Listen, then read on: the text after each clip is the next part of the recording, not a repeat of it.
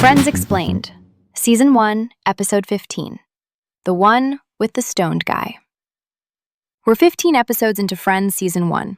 The 6 friends are settling into their Central Perk routines. Monica is still chasing her break as a chef, Chandler's been stuck in data processing for 5 years, and Ross is navigating post-divorce dating with a pet monkey in the apartment. This episode gives 3 of them a shot at what they want, and all 3 fumble it in completely different ways. So this episode kicks off with Chandler getting called into his boss's office, and everyone assumes he's in trouble. But no, he's being promoted to data processing supervisor, and his response is to immediately quit. 5 years at this job he keeps calling temporary, and the promotion is what finally forces him to confront it? How do you work somewhere for 5 years and still call it a temp gig? That's not a temp anything. Because accepting means admitting this is his actual life. And he has this whole speech about not wanting to be the guy stuck in his office at midnight, worrying about the WENUS, weekly estimated net usage systems. Rachel's reaction to that acronym alone is worth the whole scene. Meanwhile, Phoebe's massage client Steve is opening a restaurant and needs a head chef. She offers it to Chandler first. The man cannot cook. But Monica practically levitates off the couch. Monica goes full Monica, plans a gourmet audition dinner with multiple courses, recruits Phoebe to make appreciative yummy noises at the table, and hires a professional waitress named Wendy from work, which means she skipped right over Rachel. And honestly, not wrong. She needs this to go perfectly. But telling your roommate she's not professional enough to carry plates at your own audition dinner, that's going to leave a mark. Rachel fires back hard on that one. She's definitely keeping score. Now, Ross has his own storyline. He's dating Celia, the insect curator at the museum, and things are going well until she asks him to talk dirty. Ross panics and blurts out a single clinical anatomy term. Just the one word, and they end up cuddling. Joey is horrified, not by the cuddling, but that Ross considers it an acceptable outcome.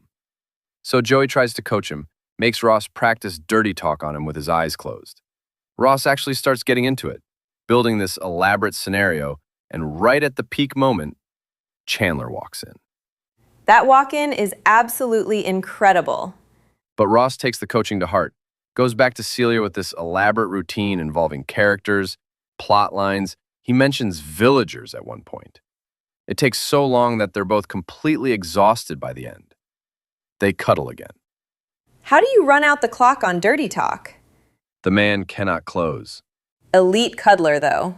Back at the dinner, Wendy bails last minute, and Monica has to beg Rachel to fill in. Guilt trips her about taking her in after the wedding, raises it to $20 an hour. Then Steve arrives, and Phoebe immediately clocks that he got high in the cab. This is where it gets painful. Monica has prepared shrimp ravioli, onion tartlets, the whole gourmet spread, and Steve is raiding her pantry for taco shells and gummy bears, drowning them in cereal.